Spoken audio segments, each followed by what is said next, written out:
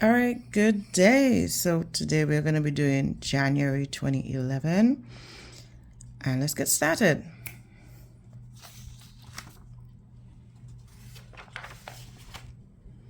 Okay, so the first question goes, a popular sprinter of mass 60 kilograms was running a 100-meter race. Her velocity was measured over a 10-second period. The results are recorded in Table 1. We have the table right here, and it says define the following terms, velocity and acceleration. Then use the results from Table 1 to plot a graph of velocity versus time on page 3, and then determine the slope of the graph over the first 6 seconds of the race. So here are the answers. So velocity is the ratio of displacement in the time taken, and it is a vector quantity that has SI units of meters per second. And then acceleration is the ratio of velocity in the time taken. It is a vector quantity that has an SI unit of meters per second squared. And then we have to plot the graph using these. So I would always tell everyone, make sure you find your range. So the range for velocity will be from 0 to 10, and it will be the same thing for time. They give you a nice graph paper here to use, and so this is what we'll get right here once we plot.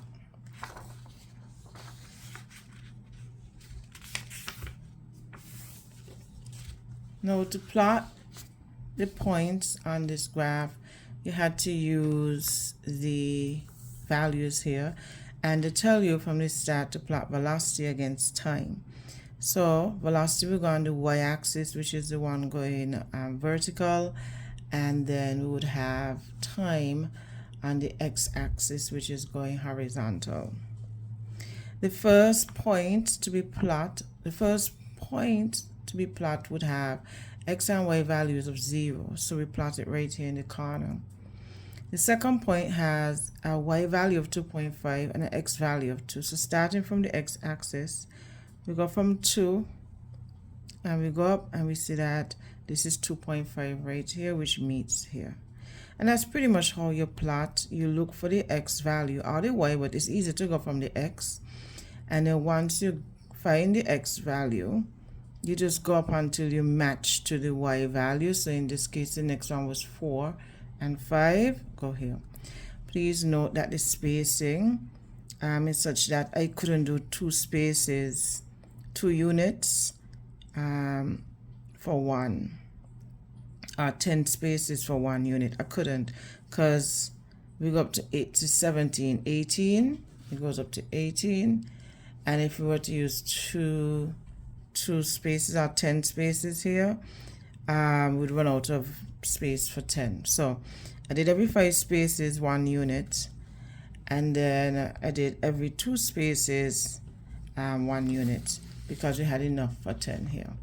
And then when you're finished plotting all these points, we get a graph that's like this, where we have acceleration occurring here, because any graph that has velocity against time, the quantity we are exploring is acceleration. And so you see increase in acceleration here, and then no acceleration at all here, just constant velocity. Now, I gave my graph a title, and usually with titles, I would tell my students it's always y versus x. You keep it there, but if you understand what quantity you're measuring, you could continue. So I would say velocity, put the units, the SI units here, versus time to determine. So we go there. This shows us that we understand what we're doing, to determine the acceleration of a moving object.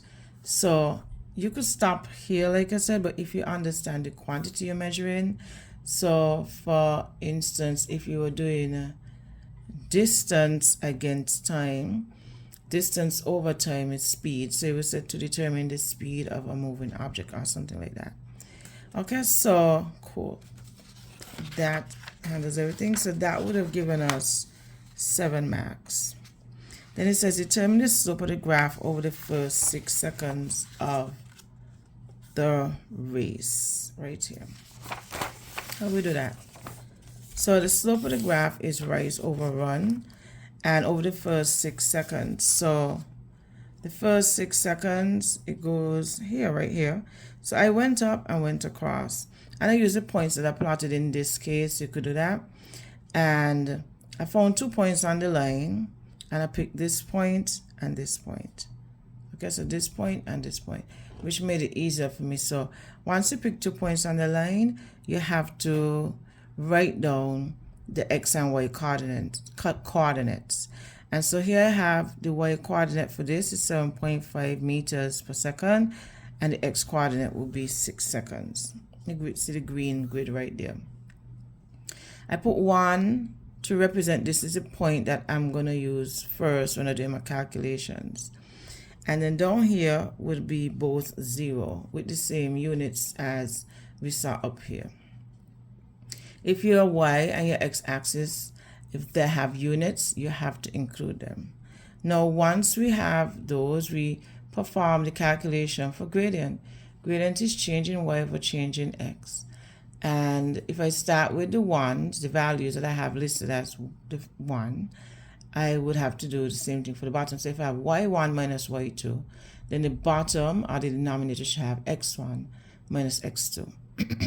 If I had y2 minus y1, then below would have x2 minus x1. So I substitute my letters for numbers, and I got 1.25 meters per second squared.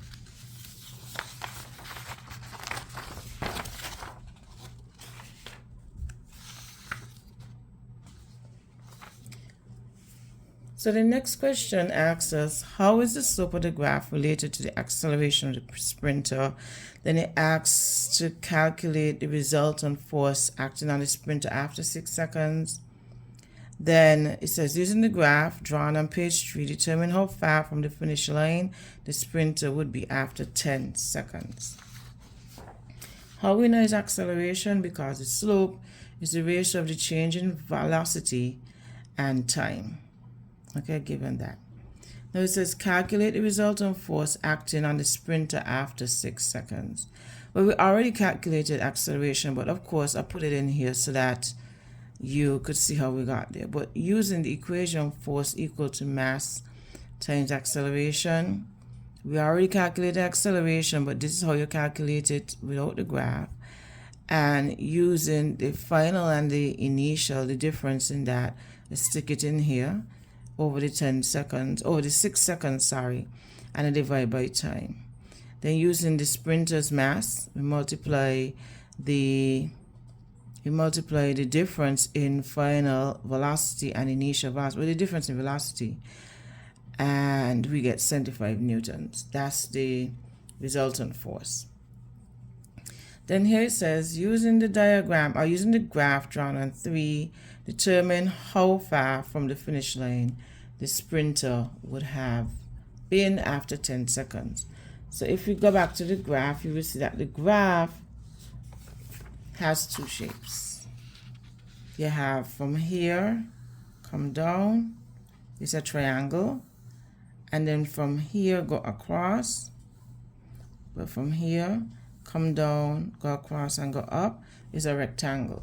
And I drew it out here to give you some clarification. So to find the distance traveled in a velocity time graph, you find the area underneath the graph. See it here? And then we see that there are 2 shapes. You have the triangle and the rectangle. So we find the area of the triangle and then the area of the rectangle. Given the numbers, we know for the triangle, it goes from 0 to 8 seconds and it has a height of 10 meters per second. Using the equation for, or the formula for area of a triangle, we substitute the numbers in along with their units to get 40 meters. Then what might have messed some of us up is that the rectangle goes from 8 seconds to 10 seconds. So you have to subtract the 8 from the 10 to get the actual distance, the actual amount of time here to get 2 seconds. And then the height stays the same at 10 meters per second. And the formula for area of a rectangle is length times width. So just multiply the two to get 20 meters. Keep the units there to get rid of them. And to see that you're doing it correctly, you have the correct units of meters because they ask for distance. Then you don't just stop there. It's 5 marks. So it says, we find out that the sprinter would have covered 60 meters. So therefore, the question says, determine how far from the finish line the sprinter would be. So we have to now subtract 60 from 100, and we know the sprinter is 40 meters away from the finish line. I know. You're probably saying, what? All right, so question 2 is about waves, and it says electromagnetic waves consist of visible light and radiations higher or lower than the wavelength of light. Identify one type of radiation with wavelengths longer than visible light or shorter than visible light. And then we have complete table 2, which relates to the sources and uses of electromagnetic waves. So you have to fill in this table right here, given X-ray, gamma ray, and radio wave. B1, if gamma rays have a wavelength of 3 times 10 to the negative 12 meters, calculate the frequency of this type of radiation. And we have a little notation here that tells us velocity of all electromagnetic waves is equal to 3 times 10 to the 8 meters per second. They're just giving you a hint that all these types of radiation travel at the same speed, which is the speed of light. All of them have the same speed. What is different though is their wavelengths and their frequencies. That is what is different for all of them. Okay, so how I remember this. I remember the order in which the radiation, the electromagnetic waves of the electromagnetic spectrum is. I say Re Vox G, VRI, VOXG, right? With the M between the Re, because I couldn't come up with something. I mean, if you come up with something, that's cool, but this was quick for me. Revox G with the M between the Re.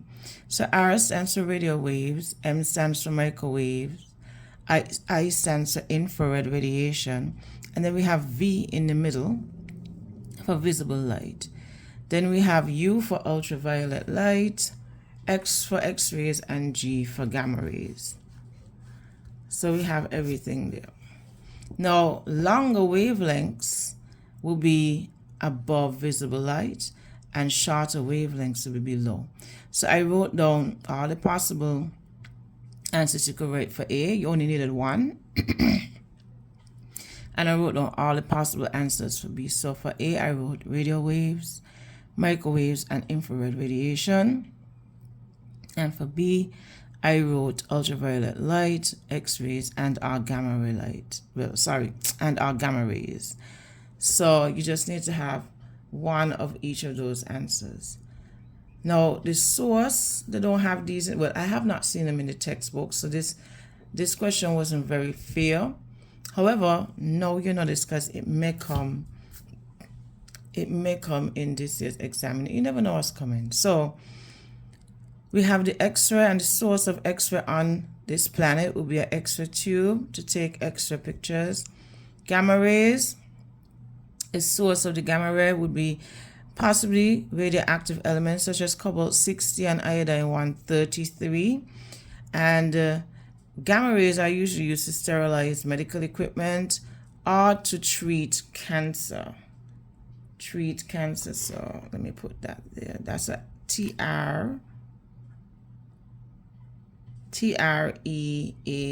treat cancer. And then radio waves, they're supposed to be transmitters, and they're used to communicate via radios, cell phones, and televisions, amongst other things. Then we have, if gamma rays have a wavelength of 3 times 10 to the negative 12 meters, calculate the frequency of this type of radiation. So I put my list down here of all that I have. I have the speed of light, or the speed of the gamma ray. Then we have the wavelength of the gamma ray, which is 3 times 10 to the negative 12 meters. And note well the units. So speed would have units of meters per second, and the wavelength length has units of meters, and then we have frequency, which is what we're looking for. So we would have to use the equation V equals to frequency times lambda. And if we're solving for frequency, we divide the speed of light by the wavelength of the wave, and what we get would be 10 to the 20th power per second, which is equivalent to 10 to the 20th power hertz. Okay, so those should be your answer. Now we have, it says a ray of red light emerges from a glass block as shown in figure 1, right? So they did a little different. They give us the incident ray inside of the block, and we have the emergent ray, right? So I mean, you could do it a different way, but let's just note that the emergent, this is the emergent ray. I'm just gonna label it for you. This is the emergent ray, which makes this the emergent angle, right? This is the refracted ray in here, the ray that's bending, which makes this the refracted angle. So we have here refracted ray. And then we have here, this is the incident ray, which makes this the incident angle. So everything will be towards the normal. This is a normal here, this is a normal here, right? So if you know anything about math, you will know that the angle, the emergent angle, should be equal. If this practical was done well, this angle should be equal to this angle, the size of this angle, right? And then this angle should be equal to this angle here, which is the same thing. Like literally, this drawing is the same as up here. So then you will put this as the incident ray you're looking for, and this will be the refracted ray. But you could do it differently. If you don't want to make a mistake, you could do it differently. So you could use the equation for Snell's law. And how Snell's law works is that we know that the refractive index of x divided by the refractive index of y will be equal to the sine of the angle of y over the sine of the angle of x. So you just switch them and you just label them now. So for me, my angle in glass would be written as sine g, and my angle in air will be written as sine a.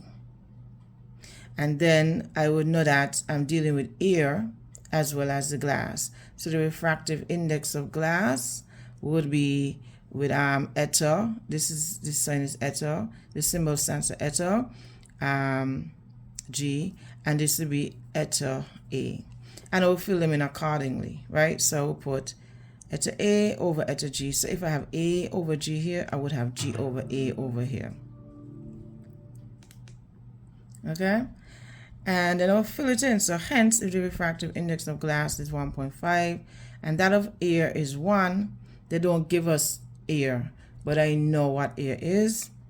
I would just, substitute the values in now. So now Na is 1, Ng is 1.5, and I put them in order, the A's under the A's and the G's under the G's. And then E is unknown, and then we have theta G, which is 35 degrees. We just substitute everything how it is here, and we solve. So sine E will be equal to 1.5 times sine of 35 divided by 1. And once we do the inverse of sine, we should get 59.4 degrees, which is approximately 59 degrees for E.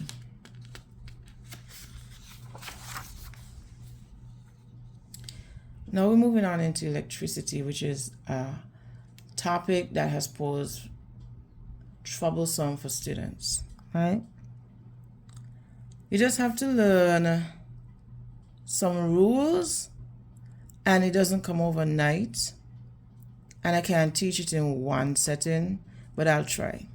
So for instance, I would tell all my students, you need to learn every single symbol that's given in the text, and every year they laugh and they don't take me on. And here we have a table with you being requested to give the name of the symbol or the name of the component, or you were given spaces to draw them.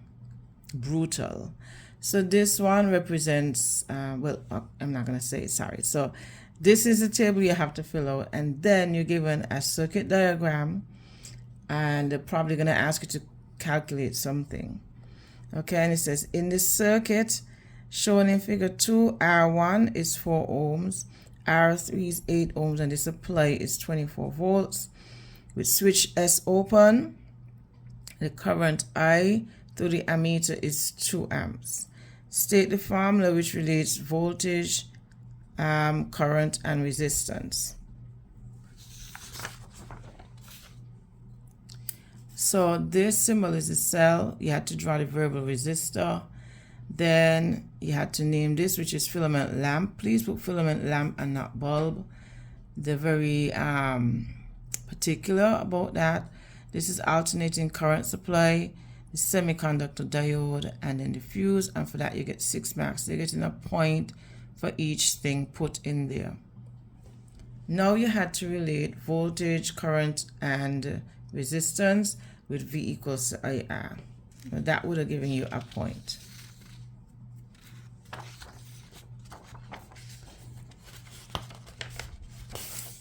Next thing, we had to calculate the value of R2.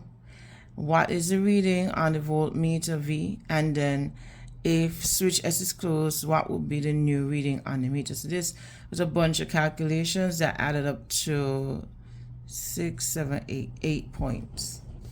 So you have to know how to calculate resistance, voltage, as well as current. So you need to manipulate the situation well. So using this diagram, we had to calculate, I'll bring it down some more.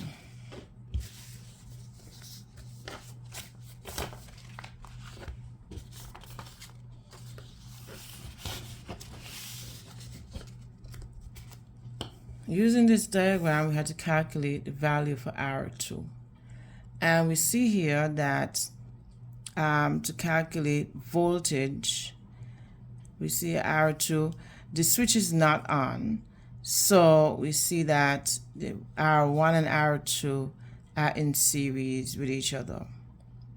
Given that, we have to actually calculate the total resistance. But I wrote down everything that was given. So I have the voltage, 24 volts, and the current is 2 amps. So given that V is equal to current times the total resistance, we have to solve for the total resistance, which will be equal to voltage over the current. The total resistance would be 24 volts divided by 2 to give us 12 ohms.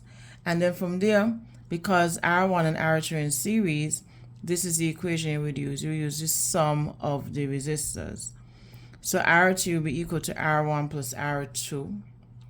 This is the equation we use in series. And since we have the total resistance, which is 12, and we have R1, which is 4, we could solve for R2 by doing a simple subtraction. So we subtract 4 from both sides, and we get that R2 is 8 ohms. So R2 would be 8 ohms here. Okay? So once we have that, it says, what is the reading on the voltmeter? Here is the voltmeter. The voltmeter is in parallel to R2. And to solve for voltage, we're going to use V equals to IR. And we see that I is equal to 2 amps. It tells us that. In series, I have something here. In series, the current, I drew it out. In series, the current will be equal to the same thing passing through any component. Okay? So it's the same thing here.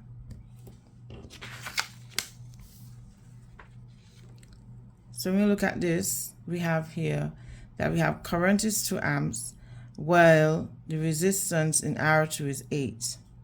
Okay? Since the voltmeter is in parallel to R2 only because R3, the switch is not closed, R3 is out of business right now, we're just looking at the voltage across R2. So because of that, we're gonna multiply the 2 amps by the 8 ohms to get 16 volts. All right, so once that is complete, we now move on to number 4. So it says now that they're gonna close the switch, and what will be the new reading on the ammeter? Okay, so now R3 is involved, and R3 has the same resistance as R2, but we need to note that R2 and R3 are both in parallel to each other, and R1 is in series with this entire setup here. So I put here, in parallel, you will use the reciprocal. So you say to find the total resistance of resistors in parallel, you could use this equation where 1 over RT is equal to 1 over R2 plus R3, and you could solve, and from there we could find that it is equal to 4 ohms. However, you could use a simpler equation where we use the product over the sum. So in the special case of 2 resistors in parallel, so once you have 2 resistors in parallel like here, you can use the equation product over sum, and from there you too will get 4 ohms. Okay, then when we're done finding the total resistance here, it comes up to 4 ohms.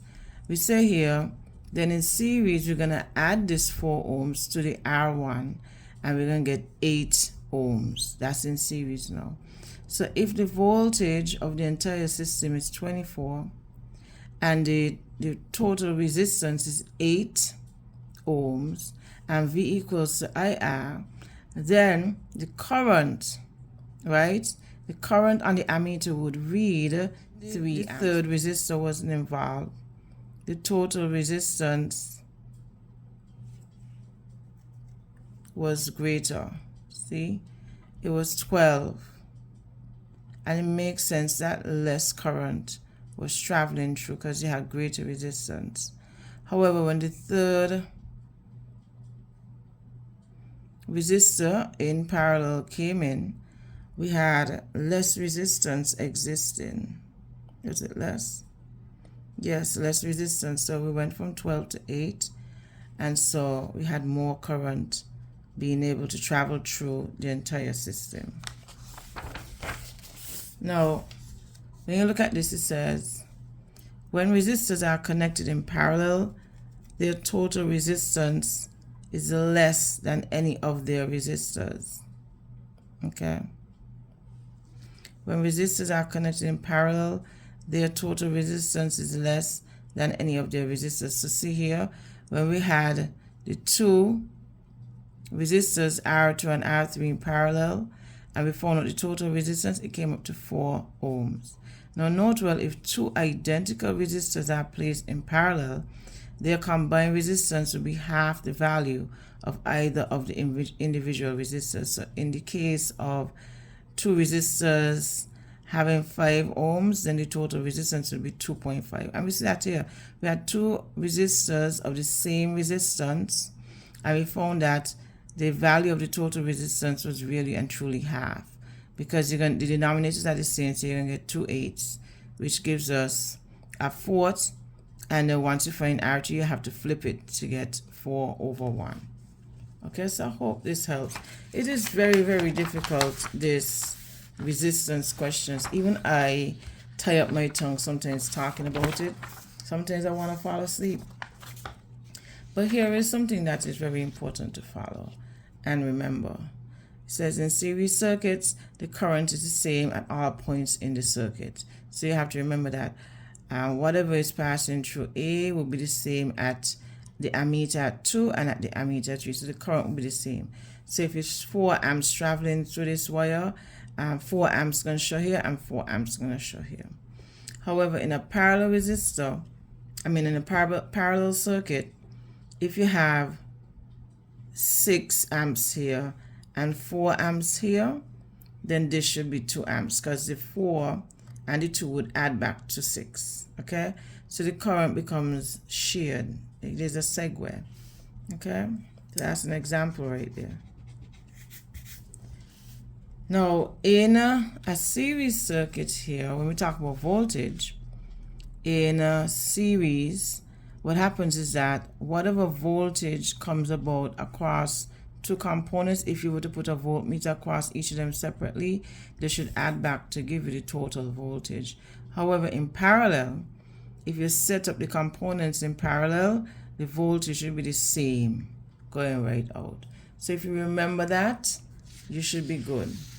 But the only way you can remember these things is if you do a lot of questions. That's the only way. Guaranteed pass will be to do many questions. Okay, so we're moving on to the next question, which is question 4.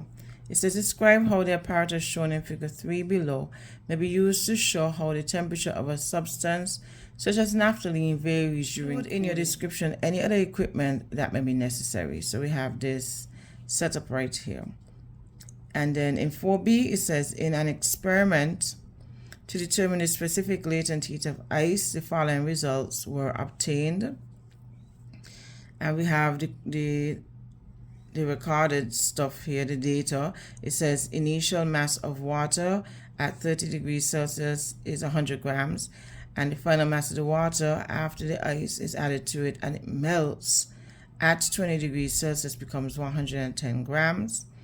And we assume that the container has negligible heat capacity and that the heat loss to the surroundings is equal to the heat gain from the surroundings during the experiment. So we're assuming that there's no heat loss. We're assuming that we're in a closed system basically and that nothing interferes with anything. How to answer this question. So they ask us to mention other equipment needed. So I usually tell students to make their life easier. This is like a plan and design. It's just a plan and design disguised as a nice question. And so I said, well, these are the materials and apparatus you would need in addition to this. God has said, include in your description any other equipment that may be necessary. And so we definitely need a retard stand. We need a timer. We need a Bunsen burner or some heat source. We need a tripod stand. We need a beaker and we need 3 ml of water.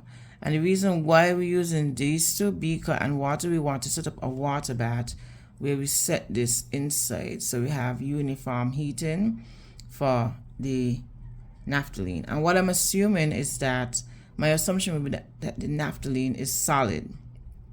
Currently this naphthalene is solid and we're trying to melt the naphthalene to its boiling point, right? So it says here for my procedure, I said set up the experiment as shown in the drawing by securing the thermometer using a clamp stand to the retard stand and placing the boiling tube in a beaker filled with water upon a tripod above a Bunsen burner. So I set the stage. I tell you exactly what we're doing.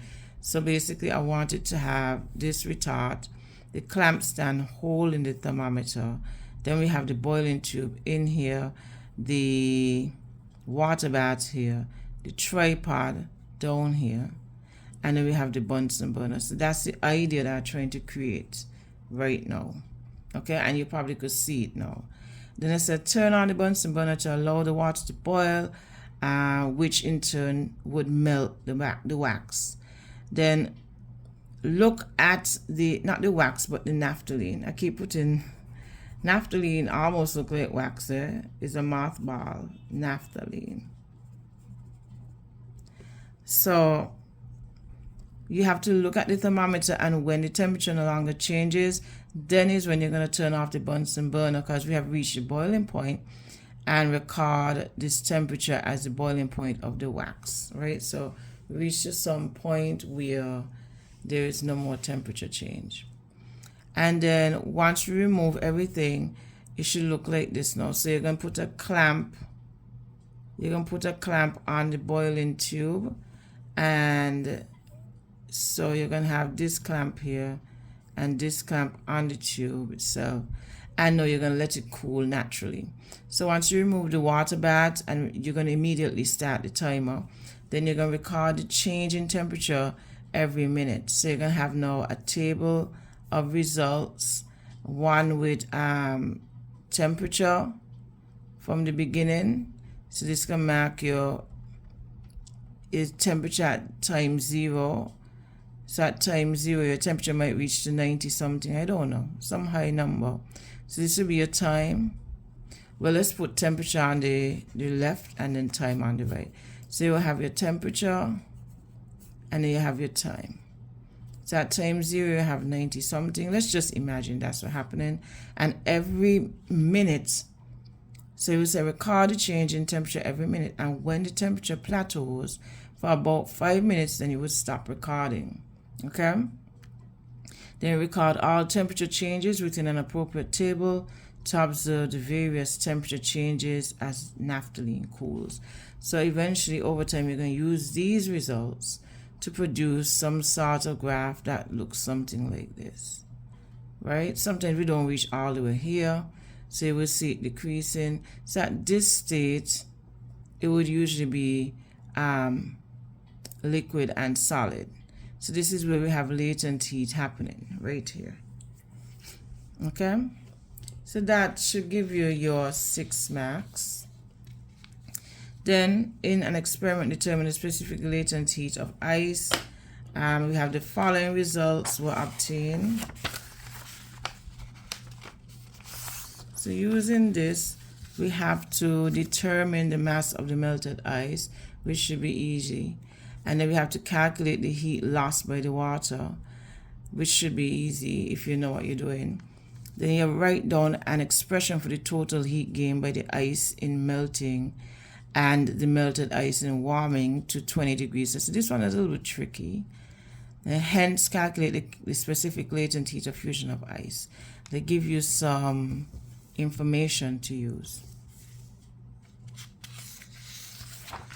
Okay, to answer this, all we have to do for the mass of the ice will be to subtract the mass of the ice from the mass of the water and the ice to give you 10 grams.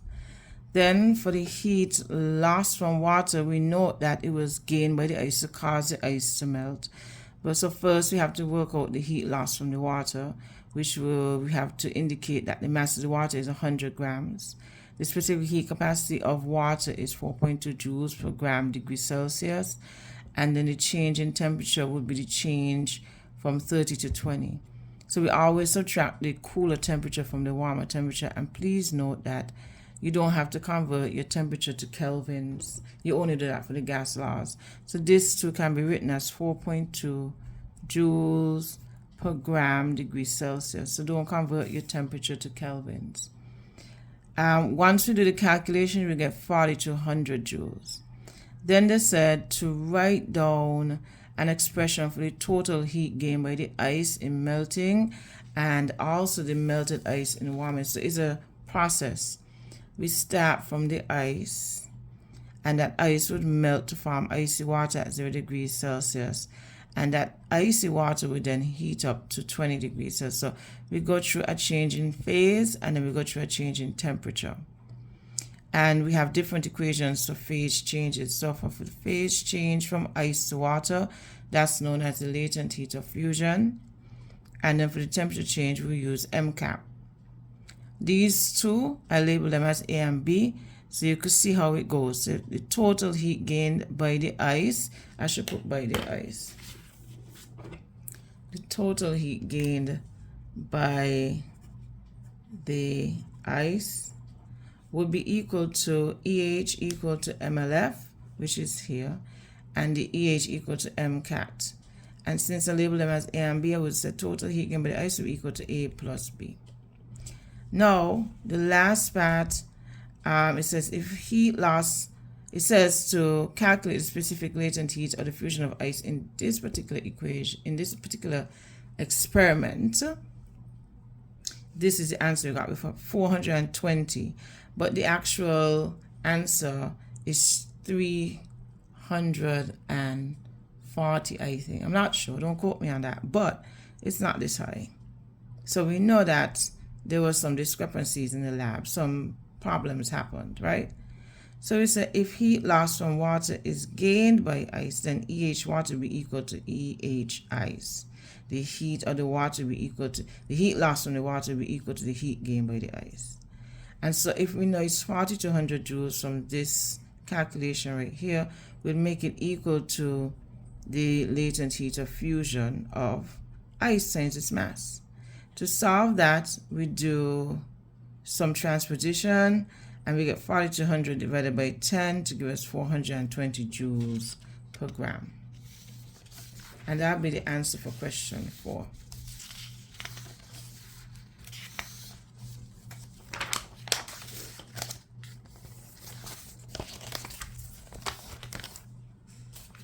Okay, so for question 5 was hard.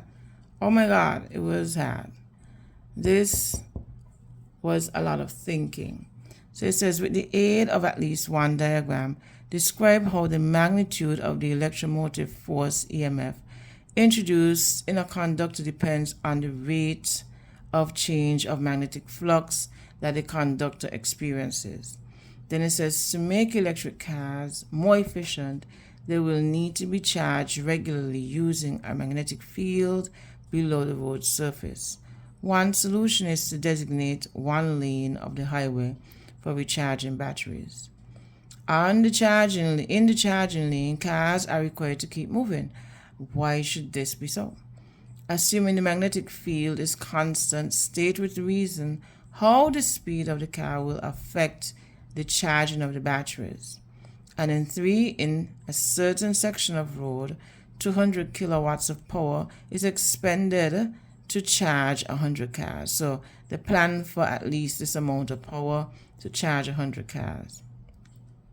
If each car converts 600 watts of power to charging the battery, calculate the conversion efficiency.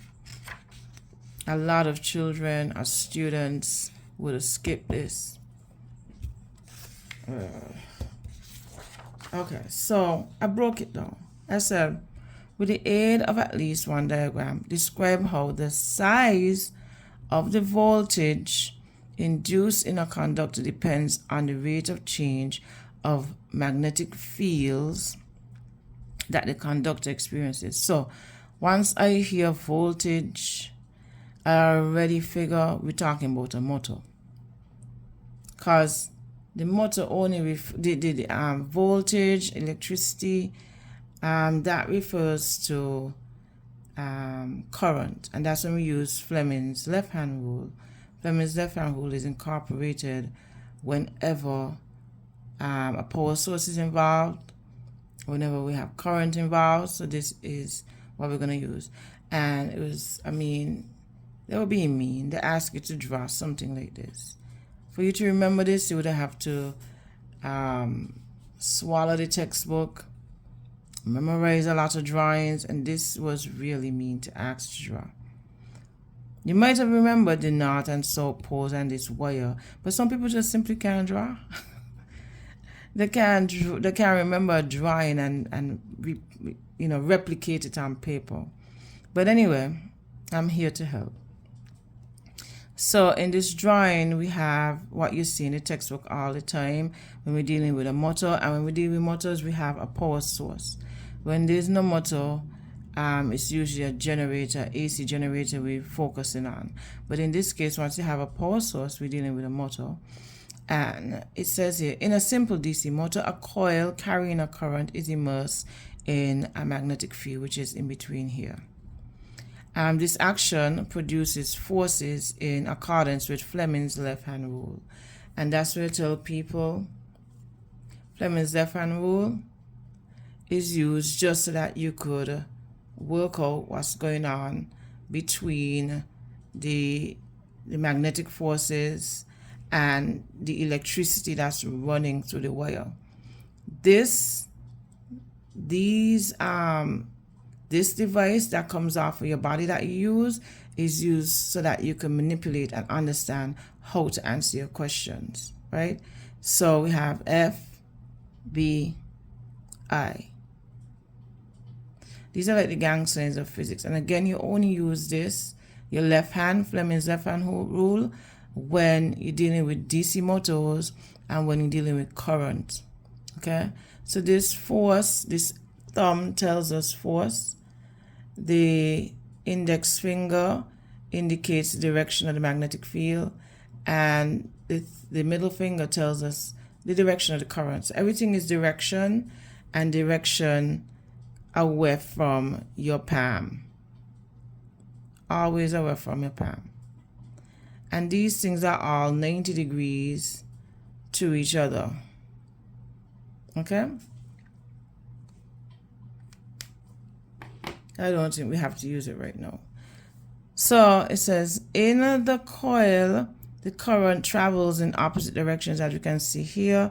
In the conventional flow of electrons, we show that the electrons will be moving from the positive terminal around to the negative terminal. And so because the wire is coiled in this form, we have current moving into the paper, well, in one direction and in another direction coming around here. So if we use Fleming's left-hand rule, we see that the coil over here, the current is coming towards you, so it's coming towards us. And if you know something about magnetism, it always goes from north to south. See that? So once you have your hand here, and we know we're doing this part here, we know that the current is coming towards you. So if I put my hand in such a way that the current coming towards you, and the magnetic field lines going from north to south, we know which direction that side of the wire gonna go. It's gonna go up, as you can see with the arrow there. Now, once the current is going away from, we could flip our things, but we have to keep this in line with how magnetic fields travel. They go from north to south. So if I flip my finger away from me, I see that the current is going into the paper, well, away from me, and the field lines are still going from north to south, but my thumb is down. So this side is down, right? Now, it says that in the picture, using Fleming's left-hand rule, the coil will rotate clockwise. So we know if this goes up and this goes down, it's going to go clockwise in motion. It will rotate about the axle, and the split ring is fixed to the axle, which allows rotation to happen by switching connection between the coil and the battery every half revolution as it rotates. So these wires here are attached to the slip rings. They're attached here, but they're not attached to the graphite brushes. So when they turn, they keep brushing against them to keep the coil moving, and the coil continues to move because there's a force that pushes it down, which is the force between the force comes about because of the interaction of the coil and the magnetic field lines. So we know magnetic field lines go from north to south, right? So they're going like that. So you have that interaction there. Interference. That interference causes the force on the wire. So this wire will keep turning, and once it turns, that force will force it to flip and ignore the space in here. But the contacts, which are made of graphite, and remember graphite is a conductor of electricity, will keep this to spin, keep it spinning once we have a power source that doesn't run out. Now, it says this allows the rotation. The slip rings are fixed to the axle and allows rotation to happen by switching connection between the coil and the battery every half revolution as it rotates and rubs against the fixed graphite brushes, which are known as the contacts between the power source. So as the voltage is increased in the current carrying wire, the faster it will turn and cut the magnetic field line. So as you increase this voltage, this is going to turn much faster and it will cut the magnetic field lines faster, and therefore you're going to have a greater spin. You just spin on really fast. Okay. Now here are some notes. This has nothing to do with this. This is the answer for 5A. 6 marks. I put 1, 2, 3, 4, 5, 6 points for 6 marks, right?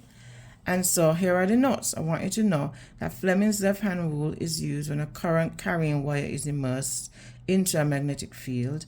A lot of forces start interacting with each other in accordance with Fleming's left-hand rule. So this always has a power source. That's when you use this, right? With Fleming's right-hand rule is the same thing. You have FBI, same thing, same idea. But we use this so that we could navigate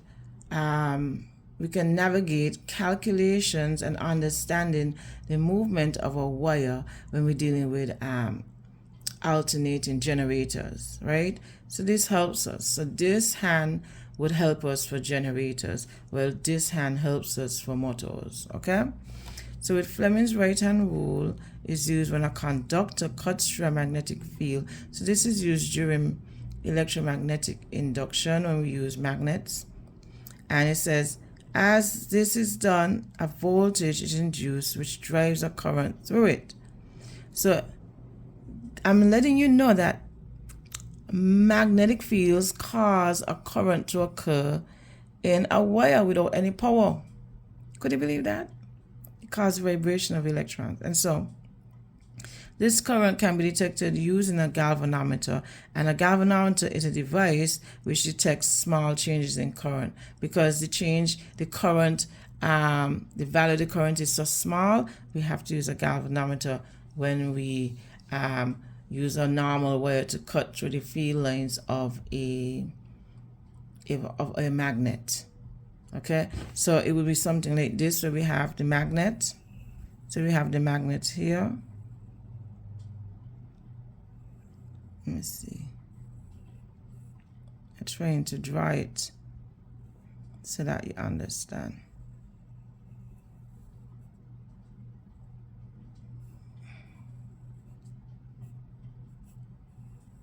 Okay, so get rid of this line now. Good. And so we have let's say we have the north pole here and the south pole here. When you bring a line, a conductor in between here, remember we have some field lines going across. This is the wire. So when this metal cuts across the field lines, you know what the field lines do? They cause the movement of electrons in here. The electrons that were just there, delocalized, they're like, what's going on? I feel a force. And so the force in here interact with the electrons here, and they cause the electrons to vibrate, right? So that's that on that. Now to answer questions, it says, it says, to make electric cars more efficient, there will need to be a charge regularly using a magnetic field below the road surface. One solution is to designate one lane of the highway for recharging cars. So we have to rethink our infrastructure. So moving cars will cut through. So it says, in the charging lane, cars are required to keep moving. Why? Well, just like what I tell you, so it says, moving cars will cut through the magnetic field lines. Cutting magnetic field lines will cause electrons to move through wires in closed circuits in order to charge the car's battery within the circuit. And that's why we have to keep moving. If you don't move, you won't cut through the field lines. Nothing would happen. And we learn this when we deal with solenoids and the idea of solenoids. So the next question was, assuming the magnetic field is constant, state with reason how the speed of the car will affect the charging of the batteries. Well, if you move faster, you cause the electrons to move faster because you'll be cutting the field lines even more, and then the electrons will vibrate faster, and this would in turn charge the car's battery faster. So the keyword is faster, right? Faster, faster, faster. Now the last question says, in a certain section of road, 200 kilowatts of power is expended to charge 100 cars. If each car converts 60 watts of power to charging the battery, calculate the conversion efficiency. So just know that efficiency can never be over 100%, and it can never be 100. So if you calculate and it comes out as over 100, you know you have to do something else. So I know for a fact that your efficiency could never be 100 and it would never be over 100. So I break it down a little bit to understand. I say, well, if first of all, we had to match the units. So this was in kilowatts, so I changed it to watts. So say if 200,000 watts of power is expended or put there to charge 100 cars, but each car only converts 600 watts of power to charge their battery, then we know if each car uses only 600, then 100 cars times 600 means that of the 100 cars, only 60,000 watts were used out of the 200,000. So since we use 60,000 out of 200,000, we have to divide this 60,000 by 200,000. So the power used divided by what was available times 100. And that will give us 30%, right? You could do it a different way too. You could find it per unit. So you would say, well, one car used 600. And then you would divide this 200,000 by 100, because we would say of the 100 cars, each car should have used 2,000 watts of power. But apparently only 600 watts were used by one car. So we divide the 600 by the 2,000, multiply it by 100, and you get the same 30%. Okay? So that question was very, very deep. You had to think, and you had to see things you probably couldn't even fathom, and that's sad. That's sad, and that's why we do questions from multiple papers, because you don't know what's coming.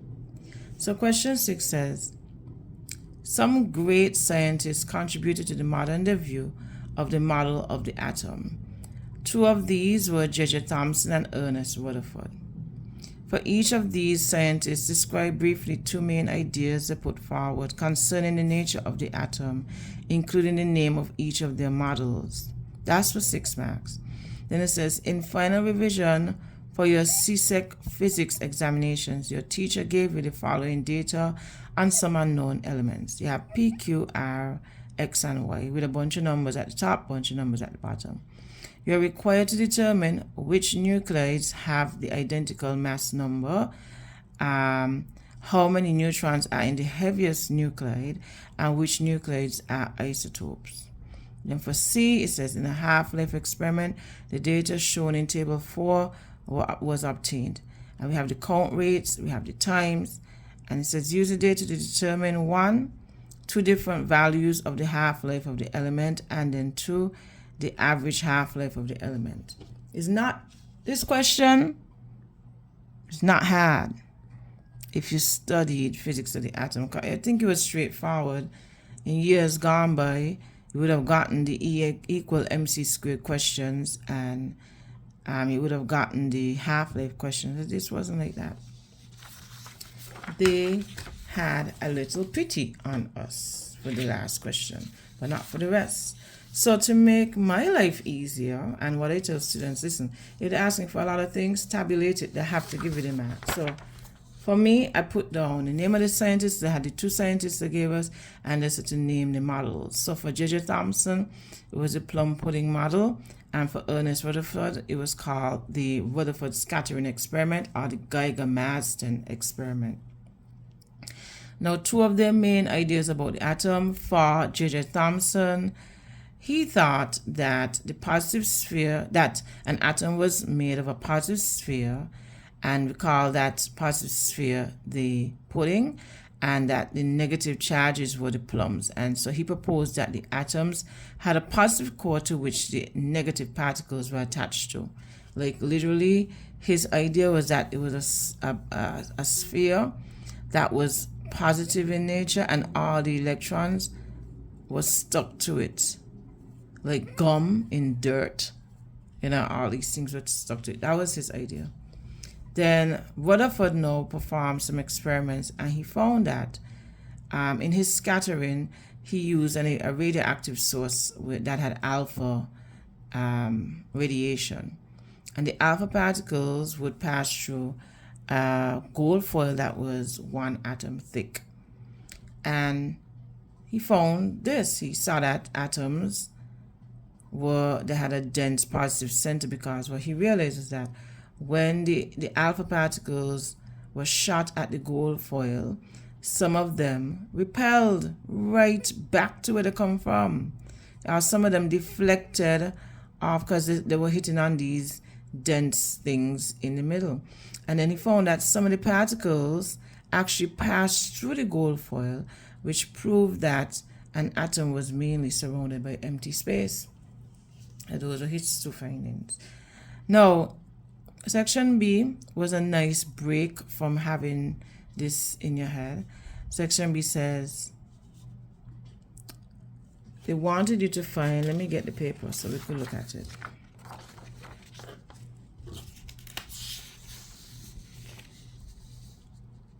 Yeah. So it says, which nucleus have the identical mass number? Mass numbers are the larger numbers. So even if they wrote the numbers flipped, it's not always at the top. Sometimes it could be at the bottom. So you look for the larger numbers. And the identical mass numbers would be P and R. And anything else? So it's just P and R. So P and R have a mass number of 40. Then it says, how many neutrons are in the heaviest nuclei? Look for the number that's largest. It's not 235, it's 238. So this number down here represents the number of protons, so each of them. And the mass number is the sum of protons and neutrons. So to find out how many neutrons will be in the heaviest nuclei, you subtract 92 from 238 and you will get 146. And it says, which nuclei are isotopes? Isotopes, they have the same number of protons. So this and this, Q and X, have the same number of protons. So does P and Y. So they have 19, 19, this have 19. So put the two of them down. Okay. Then for the last question deals with this. Has a box and count rate and all sorts of things. Let me pull this down. See if you could see it. Yeah, this is the last question. So it says, use the data to determine two different values of the half-life of the experiment. So to determine half-life, just note that a half-life is the time, it refers to the time it takes for the original amount to decay to half of its original amount. So basically, how long does it take 4,000 things to decay to 2,000 in this case? So they said it gives two different values. So when we look at this, we see that from 1,000, half of 1,000 is 500. And we see to go from 1,000 to 500, it took from 55 seconds to 80. So the actual time will be the difference of the two. It says 25 seconds. So it took this sample of 1,000 to get to 500, 25 seconds to do so. And then if we use another method, we want to see where we went from 4,000 to 1,000 now. We know when we go from 4,000, half of 4,000 is 2,000. Half of 2,000 is 1,000. So we know it decayed twice. It decayed twice. And that time from 4,000 to 1,000 took 55 seconds. So it will be in equal amounts. So we divide 55 seconds by 2 to know that to go from 4,000 to 2,000, it took 27.5 seconds. And then to go from 2,000 to 1,000, it took the same 27.5 seconds. So we see here that the half-life going from 1,000 to 500 was 25 seconds. So remember, this is a lab. This probably was a lab. And it's in the vicinity of 20-something. So what we're going to do, the next question says, because they got two different values, but they were close, we're going to just find the average. So we just add these two up, divide by 2, and we get an average half-life of 26 seconds. And that's a wrap. These are the answers for this test. And I would rate this exam as very difficult, very, very difficult. So if you were trying this test on your own and you didn't get many of your answers to look like mine, don't worry. It was a difficult test. It was real difficult. I would like to credit my colleague, Mr. Lake. We worked on this together. He is my second pair of eyes when I write these answers. I don't just do this on my own. Sometimes I would write them up on my own, but to make sure I am telling you the right thing, I look for people who are in the same field as me. So I would like to thank him so much for looking over my work and telling me what I missed or where I went wrong in my thought process. And sometimes he would even break down things so I could simplify it for you all out there who are just trying to understand physics, so that you could go into whatever field of study you wish to go into. So I would like to wish you all the best. And if I find another past paper that seemed difficult, so that you could practice difficult questions to get better and better at answering test questions while in the examination room, I will do so. Have a good day, and best of luck to you in your exams.